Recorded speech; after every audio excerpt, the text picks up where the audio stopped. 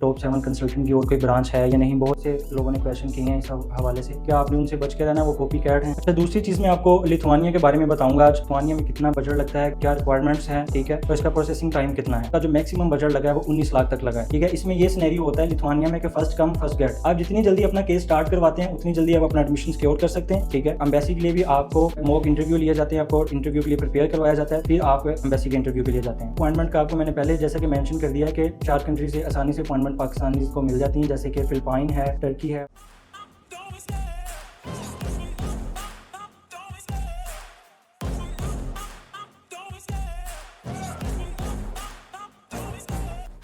अस्सलाम वालेकुम। आज की वीडियो मैं बनाने जा रहा हूँ लिथुआनिया के बारे में और मैं आपको बताऊंगा कि टॉप 7 कंसल्टेंट की और कोई ब्रांच है या नहीं। बहुत से लोगों ने क्वेश्चन किए हैं इस हवाले से, तो मैं आपको ये भी क्लियर आज कर दूंगा। तो चलें स्टार्ट करते हैं। सबसे पहले ये है कि मैं आपको बता दूं कि टॉप 7 कंसल्टेंट की और कोई ब्रांच है या नहीं है। अच्छा, मैं आपको ये बता दूं, बहुत से जो फेक लोगों ने अपना पेज बनाया हुआ है टॉप 7 कंसल्टेंट के नाम पे, वो पिंडी में है, इस्लामाबाद में है, तो आपने उनसे बच के रहना है। हमारी सिर्फ एक ही ब्रांच है, फैसलाबाद में है, और उसका लिंक भी मैंने प्रोवाइड कर दिया वीडियो में, टॉप 7 कंसल्टेंट के नाम से, ठीक है। और जो हमारे बैंक अकाउंट हैं वो 3 बैंक अकाउंट है जो ऑफिशियली हमारे हैं टॉप 7 कंसल्टेंट के। एक स्टैंडर्ड चार्टर्ड का है टॉप 7 कंसल्टेंट के नाम का, एक HBL का है डॉक्टर अमर हमीद के नाम का, और थर्ड वाला है आयशा खान के नाम का, ठीक है। ये वाले 3 अकाउंट जो हैं ऑफिशियली हमारे टॉप 7 कंसल्टेंट के हैं। अच्छा, इस तरह बहुत से बच्चे क्वेश्चन करते हैं कि सर आपकी ब्रांच पिंडी में भी ओपन हो चुकी है, लाहौर में भी है, तो हम उनसे अपना केस करवा लें। तो वो बिल्कुल हमारी ब्रांच नहीं है, ठीक है। आपने उनसे बच के रहना है, वो कॉपी कैट है, तो आप उनसे जितना बचेंगे उतना बेहतर आपके लिए। वो आपके साथ स्कैम कर रहे हैं, अपने अकाउंट में आपसे पैसे मंगवाते हैं, बाद में वो आपको व्हाट्सएप से ब्लॉक कर देते हैं। तो काइंडली आप इनसे बचिएगा। हमारी एक ही ब्रांच है टॉप 7 कंसल्टेंट की, वो फैसलाबाद में है। और आप जब भी ऑफिस में आए तो काइंडली आप एक चीज को जरूर कंफर्म कर लें कि डॉक्टर अमर हमीद जो कि हमारे CEO हैं टॉप 7 कंसल्टेंट के, वो ऑफिस में है, ठीक है। और मैम आयशा खान जो कि ऑपरेशनल मैनेजर हैं, आप उनसे मिल सकते हैं। ये नहीं है कि आप केस स्टार्ट करवाने आए हैं तो काउंसलिंग टीम है वो आपको प्रॉपर गाइड करती है, उसके बाद आपका केस साइन अप किया जाता है। तो आपने जब आना है तो मैम आयशा या डॉक्टर अमर हमीद से ही मिलना है, वो आप उनको देख सकते हैं। मतलब अगर उनसे आपने मीटिंग रखनी है तो उसके लिए आपको अपॉइंटमेंट लेनी पड़ती है, तो वो आप नंबर पे मैसेज करके अपॉइंटमेंट ले सकते हैं। अच्छा, दूसरी चीज मैं आपको लिथुआनिया के बारे में बताऊंगा आज। लिथुआनिया में कितना बजट लगता है, क्या रिक्वायरमेंट्स हैं, ठीक है, और इसका प्रोसेसिंग टाइम कितना है। लिथुआनिया में सबसे मैं आपको ये बता दूं, शेंजन कंट्री है, इसका जो टोटल बजट हम मैक्सिमम बताते हैं वो बच्चों को बताते हैं 25 लाख तक। लगता है इसे मिनिमम ही है, लेकिन हमने मैक्सिमम बताना होता है क्योंकि इसकी जो अपॉइंटमेंट होती है और यूनिवर्सिटी की फी होती है वो 3 से 5 हजार यूरो एवरेज होती है, जिसमें बजट ऊपर नीचे होता है। सबसे पहले ये होता है कि इसका जो बजट है 3 से 5 हजार यूरो है, और इसकी जो हमने अपॉइंटमेंट लेनी होती है वो होती है, हम लेते हैं अजरबैजान से, टर्की, मलेशिया और फिलिपाइन से। इस लिहाज से ये जो बजट है ऊपर नीचे होता है। अगर अजरबैजान से अपॉइंटमेंट लेते हैं तो थोड़ी चीपेस्ट पड़ती है हमें, हम टर्की, मलेशिया या फिलिपाइन से लेते हैं तो थोड़ा सा बजट इंक्रीज होता है। लेकिन इसमें ये नहीं है कि आपका बजट 25 लाख से ऊपर चला जाए, आपका मैक्सिमम बजट 25 लाख तक ही लगेगा। एक वीक पहले बच्चा गया है, उसकी वीडियो भी चैनल पे आपने देख ली होगी, अली ज़ारब। तो मैं इसलिए उस लास्ट बच्चे का बता रहा हूँ कि उसका जो मैक्सिमम बजट लगा है वो 19 लाख तक लगा है, ठीक है। उसमें हर चीज इंक्लूड थी, उसकी अपॉइंटमेंट हमने फिलिपाइन के थ्रू ली थी, तो इस वजह से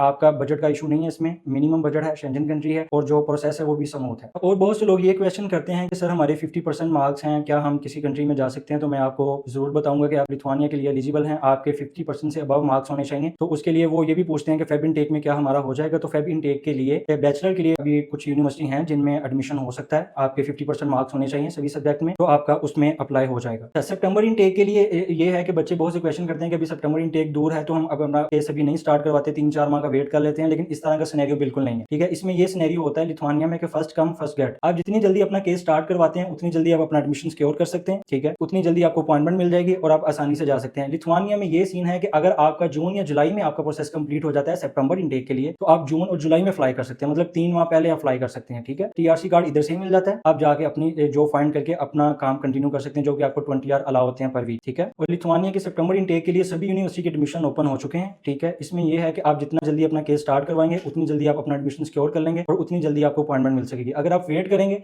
आपको यूनिवर्सिटी तो बाद में मिल जाएंगे, लेकिन जो लिमिटेड यूनिवर्सिटी रह जाएंगी वो आपके पास जो चांस है वो लिमिटेड रह जाएंगे, क्योंकि जिस यूनिवर्सिटी के एडमिशन कंप्लीट हो जाएंगे वो अपने एडमिशन क्लोज कर देते हैं। उसके बाद वो बच्चे को एडमिशन दे भी दें तो वो आगे उसको डेफर कर देते हैं। और बहुत से स्टूडेंट क्वेश्चन करते हैं कि सर लिथुआनिया की यूनिवर्सिटीज ने एंट्रेंस एग्जाम स्टार्ट कर दिया, सर वो किस तरह का होगा, क्या सिनेरियो होगा। तो मैं आपको बताना चाहता हूँ वो कोई टफ नहीं होता। OMPT टेस्ट होता है बैचलर के लिए और OMPL होता है मास्टर के लिए, तो ये कोई मुश्किल नहीं होता। जो आपने बैचलर में या इंटर में स्टडी किया होता है उसी के रेलेवेंट टेस्ट होता है और आसान होता है। जो वो टेस्ट क्लियर कर लेता है तो उसका जो एडमिशन है वो 100% सिक्योर हो जाता है, उसको एडमिशन ऑफर लेटर मिल ही जाता है। तो वो कोई इतना मुश्किल नहीं होता, आपने उसके हवाले से परेशान नहीं होना। और आपको हम वैसे भी इंटरव्यू के हवाले से प्रिपेयर करवाते हैं, ठीक है, आपको तैयारी वगैरह करवाते हैं, उसकी आपके मॉक इंटरव्यू लिए जाते हैं, उसके बाद आप यूनिवर्सिटी का इंटरव्यू देते हैं। और एम्बेसी के लिए भी आपको मॉक इंटरव्यू लिए जाते हैं, आपको इंटरव्यू के लिए प्रिपेयर करवाया जाता है, फिर आप एम्बेसी के इंटरव्यू के लिए जाते हैं। और उसके अलावा अपॉइंटमेंट है, अपॉइंटमेंट का आपको मैंने पहले जैसे कि मेंशन कर दिया कि 4 कंट्री से आसानी से अपॉइंटमेंट पाकिस्तानी को मिल जाती है, जैसे कि फिलिपाइन है, टर्की है, मलेशिया है, अजरबैजान है। इधर से अपॉइंटमेंट लेके तो हम बच्चे को आगे उसका फर्दर प्रोसीड कर देते हैं। और मैं अब आपको लास्ट पे अब ये बता दूं कि लिथुआनिया के लिए बैचलर और मास्टर के लिए कौन कौन से डॉक्यूमेंट्स रिक्वायर हैं। इसमें बैचलर के लिए आपको मैट्रिक और इंटर की डिग्री ट्रांसक्रिप्ट चाहिए होती है, 2 रेफरेंस लेटर चाहिए होते हैं जो कि आपने कॉलेज से इंटर किया वहां से होना चाहिए, इंग्लिश प्रोफिशिएंसी सर्टिफिकेट होना चाहिए। आपको पीटी और आईएलटीएस करने की जरूरत नहीं है, इधर आपका इंग्लिश प्रोफिशिएंसी पे एडमिशन हो जाता है। और ये सारे जो डॉक्यूमेंट्स हैं आपके आईबीसीसी से, रेलिवेंट बोर्ड से और मोफा से अपोस्टाइल होने चाहिए। और मास्टर के लिए आपको इंटर और मैट्रिक की डिग्री, ट्रांसक्रिप्ट, बैचलर की डिग्री और ट्रांसक्रिप्ट, और आपको 2 रेफरेंस लेटर चाहिए होते हैं जहां से आपने बैचलर की डिग्री कंप्लीट की है, और इंग्लिश प्रोफिशिएंसी सर्टिफिकेट बनवाना होता है आपने, जो कि आपने जहां से आपने बैचलर की डिग्री कंप्लीट की है। और आपकी यूरोपास पे सीवी होनी चाहिए, वो मैं लिंक डिस्क्रिप्शन में डाल दूंगा, उस पर आपने अपनी सीवी बनानी है। और आपने जस्ट नॉर्मल सा मोटिवेशन लेटर बना के देना, जिसको हम मॉडिफाई खुद करेंगे, आपको यूनिवर्सिटी के लिए अलग से मॉडिफाई करके देंगे और एम्बेसी के लिए अलग से मॉडिफाई करके देंगे। अच्छा, ये सारी डिटेल मैंने आपको प्रोवाइड कर दी है। इसके अलावा अगर आप अपना केस स्टार्ट करवाना चाहते हैं हमसे टॉप 7 कंसल्टेंट के थ्रू, तो ऊपर व्हाट्सएप का नंबर आ रहा है, उस पर आप हमसे रब्ता करें और काइंडली उस पर जस्ट आप टेक्स्ट करें, उस पर वॉइस मैसेज और कॉल ना करें। आप टेक्स्ट मैसेज करेंगे तो आपको प्रॉपर और जल्दी आंसर मिल जाएगा उसका। अगर आपने फेब इनटेक के लिए जाना है तो उसके लिए अभी आपके पास 1 वीक है, जो यूनिवर्सिटी ओपन है उसमें आपका एडमिशन सिक्योर कर सकते हो आप। तो आप जल्दी से जल्दी अपना केस स्टार्ट करवा के आप फेब इनटेक के लिए अपना एडमिशन सिक्योर कर सकते हैं। Thank you so much.